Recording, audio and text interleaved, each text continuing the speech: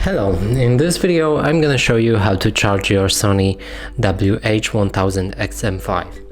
So in order to do this, first we'll need to locate the charging port on this headphones, and it's located right on your right headphone in here.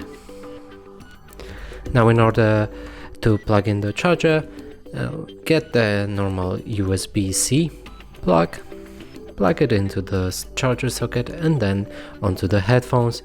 And when you see this indicator right here with the LED, that means they're charging. And that's it for this video. Hope you like it. Please consider subscribing to our channel, leave a like and a comment below.